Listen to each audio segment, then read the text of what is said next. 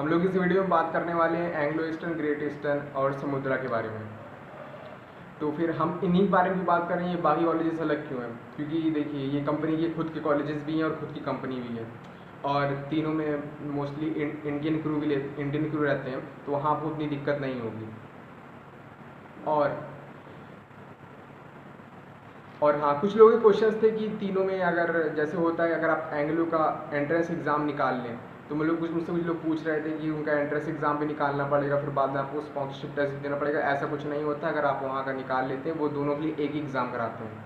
Exam, interview और medical test वो एक ही चीज़ के लिए होता है, वो स्पॉन्सरशिप के लिए ही होता है। और अब हम लोग बात करते हैं एंग्लो ईस्टर्न के बारे में। एंग्लो ईस्टर्न के इंस्टीट्यूट का नाम है एंग्लो ईस्टर्न मैरीटाइम एकेडमी, आप लोग पता ही होगा। वहाँ पे डीएनएस की फ़ीस है 7.6 लाख, और वहाँ पे डीएनएस बैच 2 बैच कंडक्ट होती है, एक फेब बैच में और एक अगस्त बैच में। फेब बैच में वो लोग लेते हैं 80 कैंडिडेट्स, और अगस्त बैच में वो लेते हैं 160 कैडेट्स। और एंग्लो ईस्टर्न मैनेजमेंट कंपनी है, इनके पास मोर देन ओवर 600 वेसल्स हैं, और जो कि बल्क, टैंकर और कंटेनर टाइप की इनके पास वेसल्स हैं। एंग्लो ईस्टर्न के लिए एलिजिबिलिटी क्राइटेरिया है 65% इन पीसीएम, और इंग्लिश में आपका 60% होना चाहिए, और 60% एग्रीगेट होना चाहिए 12th में। एज जो है 17 से 25 के बीच में होनी चाहिए। बस इतना। अब हम लोग बात करते हैं ग्रेट ईस्टर्न की। यहाँ की फ़ीस डीएनएस के लिए 6.5 लैक्स, और इंडियन कंपनी है, रेपुटेड कंपनी, आपको पता ही होगा। और ये लोग इनके यहाँ भी 2 बैचेस कंडक्ट होती हैं, जैसे एंग्लो में होती हैं। इनके आप फेब में लेते हैं ये लोग 40 कैडेट्स, और अगस्त बैच में लेते हैं लोग 80 कैडेट्स। और इनके पास अराउंड 69 शिप्स हैं, जो कि tankers, LPG career, dry bulk और ऑफशोर वेसल्स हैं। यहाँ के एलिजिबिलिटी क्राइटेरिया, एज लिमिट होनी चाहिए 17 से 25, और पीसीएम आपका होना चाहिए 60%। पीसीएम यानी कि मतलब average PCM, physics, chemistry, math का एवरेज निकाल के आपका 60% होना चाहिए। और अगर आप बीएससी के बाद अप्लाई कर रहे हैं, तो आपका मोर देन 55% एवरेज होना चाहिए फाइनल ईयर में।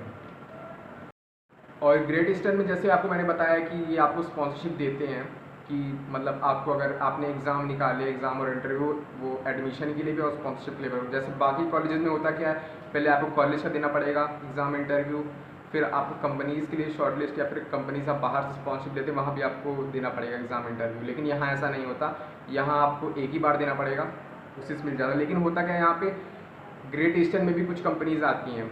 आपके जब डीएनएस बैच आप कर रहे होंगे वहाँ पे, तो उसके बीच में भी आपको चांसेस दिए जाते हैं कंपनीज चेंज करने के। वहाँ पे कुछ कंपनीज आती हैं, सी स्पैन, गुडवुड, बीएसएम लाइक, ये सब कंपनीज वहाँ पे भी आती हैं। अब बात करते हैं समुद्रा इंस्टीट्यूट के बारे में। समुद्रा, इसका टाइप है एग्जीक्यूटिव शिपिंग मैनेजमेंट से, जो कि सिंगापुर की है।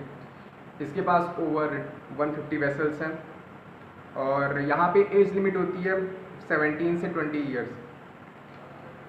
और फॉर बीएससी 17 से 20 ईयर्स है। फॉर 12th, जो 12th पास होने के बाद अप्लाई कर रहे हैं, उनके लिए 17 से 20। और जो बीएससी के बाद अप्लाई करना चाहते हैं, उनके लिए मैक्सिमम एज होती है 22 ईयर्स। और बी और बीटेक के बाद अगर आप अप्लाई करना चाहते हैं, तो उसके लिए मैक्सिमम एज लिमिट है 25। पीसीएम में 12th के बाद पीसीएम परसेंटेज आपका होना चाहिए 60, और एग्रीगेट 12th परसेंटेज भी आपका 60 होना चाहिए, और minimum score in physics and math 50%। और आप अगर बीएससी के बाद अप्लाई कर रहे हैं, तो बीएससी में फाइनल ईयर में होने चाहिए 55%, एंड ओवरऑल यानी तीनों साल का मिला करके आपके 60% होने चाहिए। एंड फॉर बीटेक, अगर आप बी और बीटेक के बाद अगर आप अप्लाई कर रहे हैं, तो 50% in final semester, final year होने चाहिए। और 12th में अप्लाई करते समय आपकी इंग्लिश का होना चाहिए 50%, इंग्लिश में होना चाहिए 50%। अब बात करते हैं स्टाइपेंड की। ग्रेड का स्टाइपेंड है अराउंड 15,000, और एंग्लो का है $450, और समुद्रा का है $300। और इन तीनों में एडमिशन के लिए IMCT मैंडेटरी है। अगर आपको एडमिशन लेना तो IMCT आपको देना पड़ेगा, और तीनों का मतलब रहता है, क्राइटेरिया रहता है कि आपको इतनी रैंक के अंदर लाना होगा। वरना कई होता क्या है, बस आपको पास आउट होना मांगते हैं, लेकिन अगर ज़्यादा कंपटीशन होता है, फिर ये लोग बोलते हैं इतनी रैंक के बीच में आपको लाना होगा। और सिलेक्शन प्रोसेस क्या होता है इनका, पहले आप फॉर्म भरेंगे, तीनों फॉर्म, रजिस्ट्रेशन फॉर्म भरना पड़ेगा। इस समय एंग्लो का फ्री चल रहा है, और फेब बैच में अगर फेब बैच ऑफलाइन होता है तो फिर शायद वहाँ पर रहे 200-250 ऐसे उनका रहता है। और ग्रेट ईस्टर्न का अभी 750 रहा है, और समुद्रा का 1100।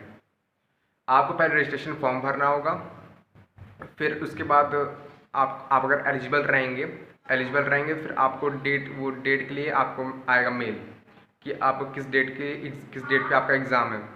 फिर जब एग्ज़ाम होने के बाद कुछ दिन में आपके रिज़ल्ट्स आएंगे। रिज़ल्ट्स आने के बाद फिर कुछ दिन बाद आपको बोला जाएगा कि इंटरव्यू के लिए।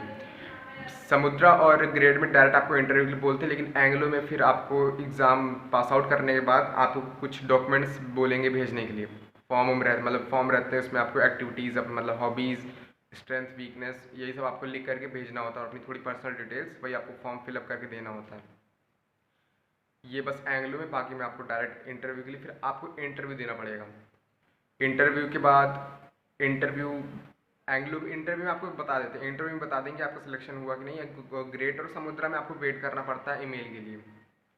फिर जब आपको पता लग जाएगा आपका हुआ कि नहीं, फिर आपको उनकी तरफ से ऑफ़र लेटर आएगा, और उसमें रहेगा कि आपको मेडिकल कराना है। कॉन्ग्रेचुलेशंस का आता है, वो ऑफर लेटर नहीं रहता, ऑफर लेटर आपको बाद में मिलता है। पहले आपको एक congratulations you have qualified in और इंटरव्यू एंड रेडी टेस्ट। फिर वही आपको मेडिकल के लिए बोला जाएगा, मेडिकल के लिए वेट, फिर आपको PDF भेजेंगे जिसमें DG अप्रूव डॉक्टर्स के नाम और नंबर होंगे। आप अपने पास वाले DG अप्रूव डॉक्टर से आप करा सकते हैं। फिर आप अगर मेडिकल टेस्ट भी पास आउट होने के बाद, मेडिकल टेस्ट क्लियर करने के बाद, फिर आपको IMCT क्लियर करना पड़ता है।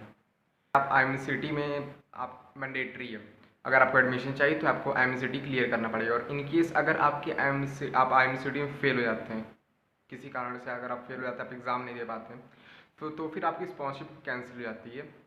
फिर वो आपको ये कह सकते हैं आप नेक्स्ट बैच में ट्राई करिएगा।